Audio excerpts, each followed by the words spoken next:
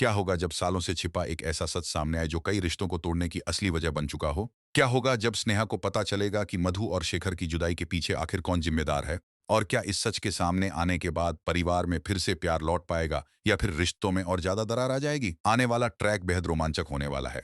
अगर आप ऐसे ही हर नए अपडेट से जुड़े रहना चाहते हैं तो अभी चैनल को सब्सक्राइब कर लीजिए, वीडियो को लाइक कीजिए और अपनी राय कमेंट में जरूर बताइए। दोस्तों, कहानी अब एक ऐसे मोड़ पर पहुंच चुकी है जहां हर एपिसोड दर्शकों को चौंका रहा है। घर में एक तरफ धार्मिक माहौल बना हुआ है तो दूसरी तरफ कई पुराने राज धीरे धीरे सामने आने लगे हैं। स्नेहा अब उस सच्चाई के करीब पहुंच चुकी है जिसके बारे में किसी ने कभी खुलकर बात नहीं की। लेकिन जब उसे पूरा सच पता चलेगा तब उसके लिए खुद को संभालना भी मुश्किल हो जाएगा। घर में सत्यनारायण भगवान की पूजा का आयोजन किया गया है। पूरे परिवार के लोग इस पूजा की तैयारी में व्यस्त हैं। हर तरफ भक्ति का माहौल है। सभी लोग चाहते हैं कि पूजा अच्छे से संपन्न हो और घर में सुख शांति बनी रहे। इसी बीच स्नेहा भी पूरे मन से पूजा की तैयारियों में लगी हुई है। वो अपने हाथों से प्रसाद बनाती है और पूरी श्रद्धा के साथ भगवान की सेवा करती है। स्नेहा का मानना है परिवार की परेशानियां दूर हो सकती हैं, इसलिए वह हर काम पूरी लगन के साथ कर रही है। लेकिन उसे नहीं पता कि इसी पूजा के दौरान उसकी जिंदगी का सबसे बड़ा सच उसके सामने आने वाला है। दूसरी तरफ दुर्गावती के मन में अभी भी कई शिकायतें और नाराजगियां भरी हुई हैं। वह बाहर से जितनी मजबूत दिखाई देती है, अंदर से उतनी ही टूटी हुई है।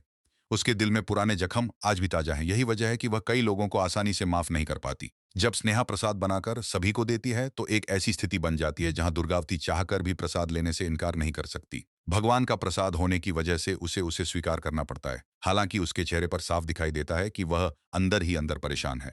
इसी दौरान गंगा माई अपनी योजना के बारे में सिद्धू को बताती हैं। उन्होंने जो सोच रखा था उसे सही समय पर पूरा करने की जिम्मेदारी सिद्धू निभाता है। सिद्धू भी चाहता है कि परिवार के बीच की दूरियां खत्म हों और सभी लोग एक साथ खुश रहें।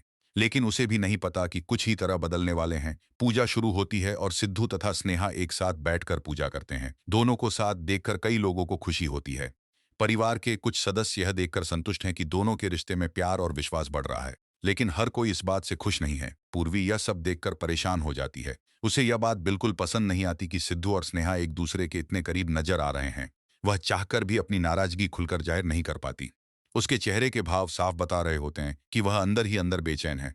हालांकि पूजा का माहौल ऐसा होता है जहां कोई भी खुलकर विरोध नहीं कर सकता, इसलिए सभी लोग चुपचाप अपनी जगह बैठे रहते हैं। सिद्धू और स्नेहा पूरे मन से पूजा करते हैं और भगवान का आशीर्वाद लेते हैं। इसी बीच स्नेहा एक ऐसा कदम उठाती है जो आगे चलकर बड़ा विवाद खड़ा कर देता है। वह शेखर को भी पूजा में शामिल होने के लिए बुला लेती है। स्नेहा का मकसद सिर्फ इतना होता है कि परिवार के रिश्ते मजबूत हों और सब लोग मिलकर पूजा में शामिल हों।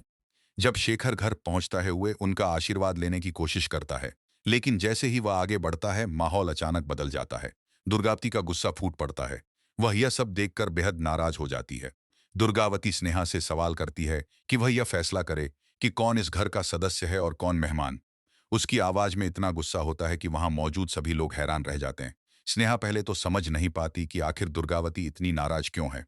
वह शांति से बात करने की कोशिश करती है। वह कहती है कि उसका इरादा किसी का दिल दुखाने का नहीं था, उसने सिर्फ परिवार को एकजुट करने की कोशिश की है। लेकिन दुर्गावती उस समय कुछ भी सुनने को तैयार नहीं होती। उसके मन में जो दर्द सालों से दबा हुआ है वह अब बाहर आने लगता है। वह स्नेहा की बातों को नजरअंदाज कर देती है और लगातार अपनी नाराजगी जाहिर करती रहती है। घर के बाकी लोग भी इस बहस को देखकर परेशान हो जाते हैं। किसी को समझ नहीं आता कि आखिर मामला इतना गंभीर क्यों हो गया है, कि दुर्गावती के मन में आखिर कौन सा दर्द छिपा हुआ है। स्नेहा भी अब सच्चाई जानना चाहती है।